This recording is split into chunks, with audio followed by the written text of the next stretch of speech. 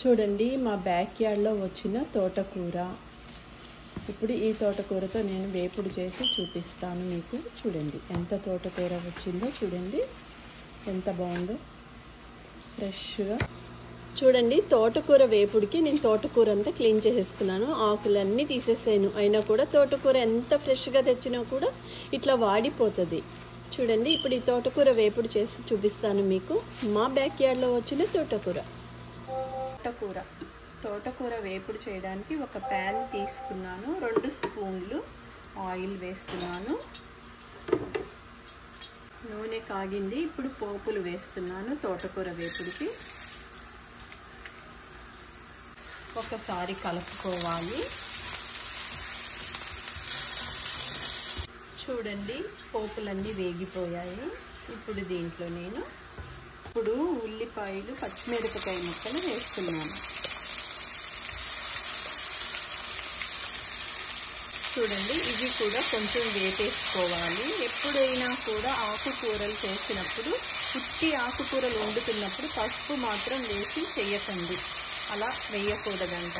మా అమ్మ చెప్తూ ఉండేవారు, ఉట్టి ఆకుకూరలు వేసినప్పుడు పసుపు వేయకుండా చేసుకోవాలి. అది ఎందుకో ఏమిటో నాకు తెలియదు, కానీ మా అమ్మ చెప్తూ ఉండేవారు. ఈసారి కనుక్కొని మీకు చెప్తాను. చూడండి ఇవి కూడా వేగిపోయాయి. ఇప్పుడు దీంట్లో నేను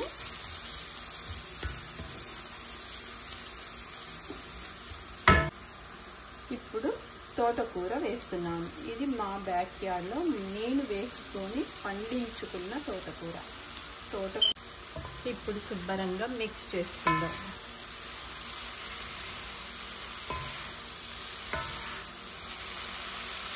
చూడండి ఇట్లా అంతా మిక్స్ చేసుకొని ఒక 10 నిమిషాలు చిన్న మంటలో మగ్గిపోతుంది. అప్పుడు తోటకూర వేపుడు రెడీ అయిపోతుంది. ఇందులో మనం ఏమీ వేయనవసరం లేదు. ముందర మనం పోపులన్నీ వేసేసుకున్నాము, ఉల్లిపాయలు, పచ్చిమిరపకాయలు వేసుకున్నాము కారానికి. ఇంకా ఏమీ కూడా వేయనవసరం లేదన్నమాట. చూడండి ఇట్లా కలిపేసుకోవాలి. ఇప్పుడు మూత పెట్టేసుకోవాలి. ఒక 10 నిమిషాలు అయ్యాక వేపుడు రెడీ అయిపోతుంది.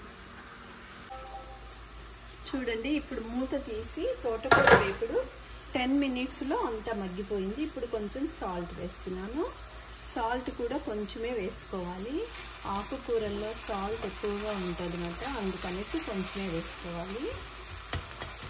చూడండి తోటకూర వేపుడు ఒక్క 10 నిమిషాలు మగ్గిపోతే చాలు.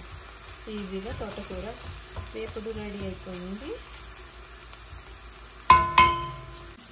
చూడండి తోటకూర వేపుడు ఒక సర్వింగ్ బౌల్లో తీస్తున్నాను. అంత తోటకూర చేస్తే ఇంత కొంచెం అయ్యింది అన్నమాట, రెడీ అయిపోయింది.